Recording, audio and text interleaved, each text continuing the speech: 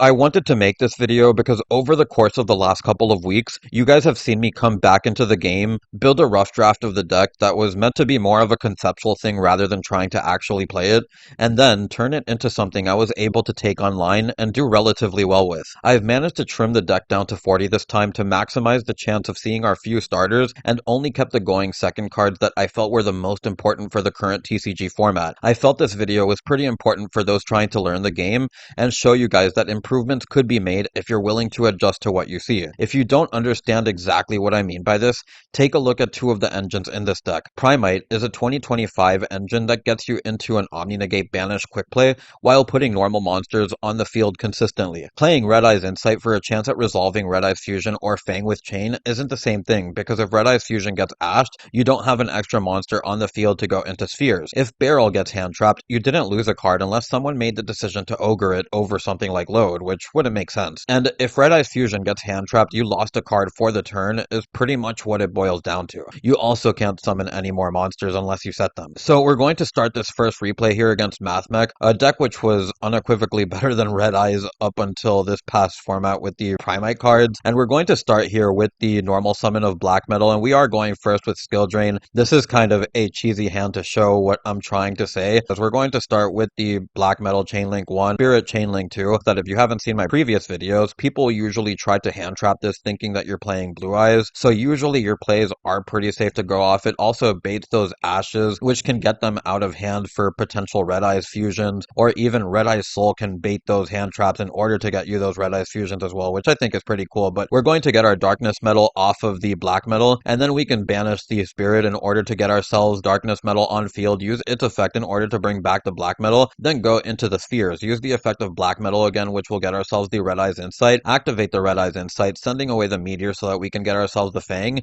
and now we're just going to set 3 and pass on to our opponent. So our opponent is going to top deck another Signet Mining here, as they're then going to activate the Foolish Burial, and I'm going to let that go off. They're going to then use the effect of Dot Scaper to bring that back. I'm going to activate Skill Drain here because why not? And then from here, our opponent is going to resolve these Signet Mining, as they're then going to add the Mathmech Circular, then use the effect of the Mathmech Circular, sending away the Sigma, as they'll then just scoop here, as I'll take you on to game 2. A very boring game 1, but they get better here, as we're going to start here this time around going second, and you see that we have a ton of our hand traps. I cited in the Charmies, explain the reason why I haven't been maining them, at least in this deck, but our opponent is going to summon the Ibli, and then we're just going to drop the Charmy here, as they're going to go into the Bale. We can get ourselves a draw. They will end up drolling, I believe, at one point, yeah, right here after the Impulse, so that we don't get any more draws from the Charmy. They're doing this because they saw that we used up an Impulse, but we're now going to ash the copy of Parallel, and from here they're then going to link it to Splash Mage. They're going to then revive the Ibli. At this point, they've already used the effect of Ibli, as they're just going to go into Heat Soul, and then they're going to pass. So from here, we're then going to be able to watch our opponent draw a card, which they do top deck the Ash, and normally you might want to hold the Thrust in this case, but because we had full combo Droll our Soul to keep playing, and I called Black Metal a full combo and it's just Fears Pass, but we're just going to watch our opponent Ash the Thrust here, normal summon our Black Metal. Now we can just go uninterrupted, which is pretty much what I wanted, knowing how low our opponent was on cards, and knowing the kind of board we could make, which would completely disrupt them here, as we're going to go into the battle phase, get over the Heat Soul. From here, we can then go into the SP. Then we're going to use the effect of the Black Metal, as we're then going to get ourselves the Red Eyes Insight, activate the Red Eyes Insight, sending away the Meteor. Now we have the Fang with Chain set up while having the Red Eyes Soul in hand plus the SP. So this is 2 interruptions for their 2 cards. Our opponent does get the Signet Mining, as they're going to pitch the Diameter. They're going to then get themselves the Circular, as they're going to scoop here to the Red Eyes Soul, seeing that I do have the Fang with Chain, and the Red Eyes Soul being able to get a body is just one of those things where having that extra interruption with the SP can be what ultimately wins you a match. Now this time around, I'll be showing a much grindier replay, where it's a little bit less about me drawing hand traps in game 2 and me drawing Skill Drain in game 1, and we're going to start here with, or me going first, we're going to normal summon the Black Metal, use the effect of Black Metal Chainlink 1, the Spirit Chainlink 2. As I mentioned earlier, a lot of the times your opponent will ash or hit the Spirit with the hand trap because they think that you're on Blue Eyes, and we are not. So we're just going to get ourselves the Darkness Metal, banish the Spirit, as we'll be able to bring back the Black Metal. From here, we'll then be able to go into Spheres, use the effect of Black Metal again to get ourselves into Full Metal. From here, we can activate the Full Metal for our Max Metal Morph, and this is a card card that I've been going back and forth on. I think it's just too important because it is an extra Red Eyes name. But now we're going to activate the Red Eyes Insight, sending away the Meteor in order to get our Fang. And because, again, we have the Soul, as you saw before, once you have the Fang with Chain along with the Soul, you have that body for the Fang with Chain that gets you into an extra disruption. Now, our opponent is going to normal summon the Megalo Smasher as they're going to activate the Pacifist, and we're going to use the effect on spheres on the Pacifist. You never really want that to resolve, even if they can activate it again. And you're going to see that I actually played this a little bit greedy, and it's because I knew the matchup that I had. Even with the skill drain in hand, I kind of didn't care what they had, knowing how well my deck matches up against them. And this is sort of what I really wanted to show in this video. But you're going to see here that I'm going to use the Magna Hut, which will get ourselves into Engine, use the Max Metal Morph so that we can prevent the Pacifist from coming down again now that we know it's in their hand, putting them on having a second Pacifist or not having another one at all. So we're going to inflict damage as well as get the negate. Our opponent is going to set 2. We're going to use the Magna Hut in order to get ourselves the barrel, activate the Red Eyes Fang with Chain. We're then going to use the effect of Meteor Dragon, and our opponent is going to then try to pop the Max Metal Morph. At this time, I chose to use the effect of the Full Metal just because I wanted to keep the Max Metal Morph so that I can get the non-targeting off of potential monster effects or spell cards or effects. And even if they had something like Skill Drain or Imperm, I really didn't care about playing into it because I was about to get myself a Red Eyes Fusion, and they were on just one card. So this is what I said by I played 100% greedy. I knew I had the Souls in hand, or copy of Ash. I had the copy of Droll. I really did not care what my opponent did, and you're going to see that's a recurrence in this match. The power difference is something that Red Eyes has never had before, and usually when you see a deck can play without caring what your opponent does, it's a sign that you are playing the better deck. But we're going to continue here by going on to our opponent's turn where they're going to get another hand trap. They're going to set the Droll, and from here we're just going to end up attacking our opponent, as I'll then take you on to game 2 as you're going to see the Full Metal attack for game here. Now for this next one we're going second, and I kind of sacked the Duster here, but it's not going to resolve as you'll see momentarily. Our opponent is going to Heat Wave us as they're going to set 3 and then activate Demise. They do get into a Solemn Judgment, which is the perfect reply for the Harpy's Feather Duster. This is another replay where I am going to get greedy with my opponent, knowing my matchup. So because my deck can bring out Dragoon and their deck relies on targeting, as long as you can bring out Dragoon, this is pretty much an auto win unless your opponent has something like Skill Drain. You can play around it as I'll show momentarily, but we're going to continue here by just going on to the end phase. We're going to pass on to our opponent, and then we're going to watch our opponent top deck another trap. We're then going to go on to my turn. As we get there can be only one. Activate the Duster, and at this point, you could hold the Duster in order to try to bait the Solemn beforehand. Because I knew how much Dragoon is an auto win against this deck, and I didn't trust that they would have a second skill drain in a row, I felt chances were on my side here, as they're then going to activate the Red Eyes Insight, get ourselves the copy of Meteor in the graveyard, as well as a copy of Fang with Chain in the hand. And this is an important thing that's going to happen momentarily as our opponent sees Stealth Attack, and they're then going to be able to use the effect of Pacifist in order to get a special summon. Now, typically, you wouldn't want to use the Red Eyes Soul here, because it would put a monster on board and it stops your potential of top decking Lightning Storm and just getting free removal that way. The reason that I'm using the Red Eye Soul here is because I want to play through hand traps. If we don't play through any type of disruption, then it means that we can just attack the token with the Red Eyes and then have our monster get destroyed because of the Sea Stealth attack anyways. So I never really cared about having the Red Eyes in my board. This way, it's because it was in our hand, we can make use of it now. But we're now going to normal summon the Black Metal. We'll then be able to use the effect of Spirit alongside the Black Metal as Chain Link 1. Our opponent is going to stop the Spirit again, which again, that's fine.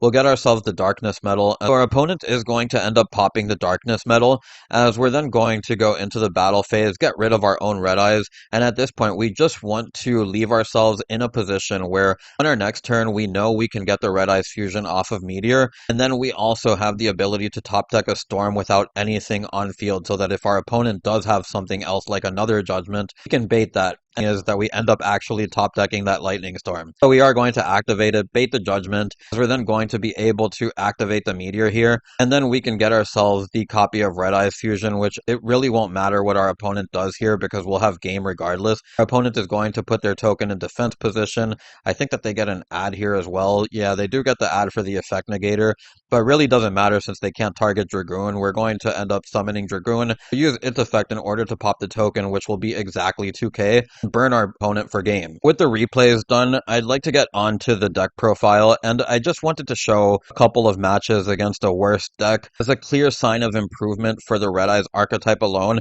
even if it is kind of carried on the back of the Primite cards, which I think are really good, and you do need to worry about a potential hit later down the line, as I feel like the resetting Drill Beam is very powerful. I feel like having the ability to just barrel and have load in hand can make your opponent make really awkward choices that none end up being right, meaning that they get the Drill Beam regardless, and it ends up being an Omni Negate banish that can just not only disrupt their plays, but the fact that they get it back along with the barrel. I think this is a much stronger engine given credit for it, and I think that this is a big reason why we've seen Blue Eyes rise to the level of success that it has. Now, I want to talk about the going second options that I picked here and why I picked them specifically. In this format, we've seen a lot of the Charmy cards, and the Charmies are good and all, but the problem is that when you don't get into your hand traps or any type of disruption or way to play, then you're not going to be able to play regardless. And I also felt that by playing counters to the Charmies, you were also making format call by potentially being able to ash their Charmy and then continue with your plays while they don't see any of their other interruptions because they're playing more Charmy cards than actual hand traps. Roll can kind of be the same thing where you can stop a person from drawing off a Charmy. In most cases, this is really for what I think is the best deck of the format, the Raziel Mitsurugi deck. As long as you can really just pass their turn, that's what you want in that matchup. The matchup is just terrible overall for a kind of slow deck in the Red Eyes deck. That said, there are times where you can go first, completely blow out that matchup, and I'd argue even at times going second if you draw right, because you have things like the Impulse, which I also think one of the best cards in the format, and you'll notice that even though I have an Earth and Barrel and I have the Wind, I just don't care. It's too good of a card. If you can play part of your engine just being dark, having options like the IP and the SP Unicorn and all other half of the extra deck basically that isn't Spheres and Spirit, playing the Impulse is worth it, even if it takes away the grind game from Barrel, because at least the load can continue to get you into those normal monsters if you can keep it on field. That's kind of my reasoning around playing only one Charmy, only having 3 in the side deck. The last 3 spots for generic cards are just the Floodgates, which can auto-win versus certain matchups. Really, that's what it came down to. I trimmed down the deck from 50 to 40. I looked at the going second cards I had, and I thought to myself, which were the most important in this format? And it came down to stopping Charmies, stopping best deck, best card of the format, other best cards of the format, and then on top of that you have stuff like Talent, which is another great card. You have stuff like Magna Hut, which skills may not be as great this format, but the fact that you can still pretty easily resolve them and this gets your engine going makes it another best card of the format. Some other things that I would like to talk about, which is the lack of starters. I put this down here as a starter because as you see we probably are missing a card where the Red Eyes Insight, it was nice to have at 3 for a while because it means that you can get access into your Red Eyes Fangwith Chain. It might be hand trap bait, but I just felt like playing a 40 card version of the deck where you could maximize actually seeing stuff mattered more. I decided to just go with the 1 Magna Hut, the 1 Prosperity, and the 1 for 1 alongside the 3 Load, the 3 Black Metal, and the 3 Barrel as your 12 quote-unquote starters. It might be 9, but it's 12 because hoping that you get into one of them through one of these guys. But then we do have the 3 Red Eyes Soul, which I don't want to call it a starter, but if you do use its effect at the right time, you can end up getting a Darkness Metal on field while being able to revive the soul on your next turn, which is really nice because it just gets you instantly into spheres without having to normal summon or anything. And also get the burn effect for soul when you do that. Outside of that, the only last thing I would kind of like to say about the deck is that playing it at 40, while you do maximize the chances to see the cards that let you play, there's a lot of things like Drill Beam, the Metal Morph stuff, the Darkness Metal, the Red Eyes Fangwith Chain, things like the Red Eyes Fusion, the Vanilla Monsters that won't let you play, and that's around a 70% chance of seeing one of them, and that might be a little high for too many people's taste, but the fact that you can Have about an 80 to 90% chance of seeing one of your starters and getting to play anyways. At least alleviated some of that. And then lastly, I would like to talk about Red Eyes Meteor and why I don't play more of it. Red Eyes Meteor is a card that does help you extend into a spheres if your barrel or something gets hand trapped. That is true. The problem with this card is that when you summon it onto the field, you lose a card in your hand. You're going to go into the spheres with it, which means that you're going to be on another -1, and it doesn't replace itself until the following turn. And I look at the current format and I see the evolving levels of power, and I feel that if I'm going to play certain cards in this deck, I need to be able to match the absurdity of some of other decks. And unfortunately, Red Eyes Black Meteor is just the worst of those Magician Souls types. With all of that out of the way, I'm just going to get onto the deck profile, as we have the 3 Barrel, the 3 Black Metal, the 1 Magna Hut, Prosperity, the 1 for 1, the 3 copies of Load, the 1 Insight, which you can search off of Black Metal, the 1 copy of Drill Beam, the 1 copy of Mausoleum. This is another brick that you can draw. Then we have the 1 Talent, the 1 copy of Rivalry, the 1 copy of There Can Be Only One, the 1 copy of Skill Drain, 3 Impulse, Max Metal Morph, the 1 copy of the Full Metal, 1 copy of Darkness Metal, the Fang. We then have the Black Meteor, the 3 Soul, the 1 copy of the Red Eyes Fusion, the 2 Red Eyes Black Dragon, the 1 copy of Dark Magician, the 3 copies of Ash, and the 3 copies of Droll to round out the deck profile. Round out the main deck. Onto the extra deck, we have the 1 Underworld Goddess. I'm playing this because we're going to see a rise of more Towers monsters with the Super Quantum deck coming in DUAD, so this might be a little bit premature, but I just wanted to put it here to point that out. Then we have the access code, we have the copy of the Darkness, then we have the Triple Burst, which is to get into this, then we have the copy of the Unicorn, the copy of SP, IP, the 2 copies of Spheres, the 2 copies of Spirit. You play the 2 copies of Spirit in specific. If one gets hand trapped, you want the second one to try to get your Mausoleum. Copy of Red Eyes Flare, the 1 copy of Eclipsis, the 1 copy of Dracosac, and the 1 copy of Dragoon to round out the extra deck. Onto the side deck, we have the 3 Lancia for Malice, the 3 Charmies because best card of the format, the 2 copies of Lightning Storm, the 1 card of Harpy's Feather Duster, the 1 copy of Called By, the 1 copy of Crossout, the 1 copy of Anti-Spell, and the 3 copies of Solemn Judgment to round out the deck profile. Now, I lastly would like to mention about the Solemn Judgments that the Solemn Judgments are here for Lightning Storms. Same thing with the Anti-Spell. There would just be times where you have to set back row and you're committing to back row because you have cards like Insight getting your Fang, you have cards like the Full Metal getting your Metal Morph, and then there's the Floodgates. So there will be hands where you could be playing Odeon deck, pretty much. Having the ability to stop those lightning storms or dusters is very important. But anyways, if you made it this far into the video, I thank you so much for watching and I hope you enjoyed. If you have any comments or suggestions, feel free to leave them down below. It's Bones, signing out.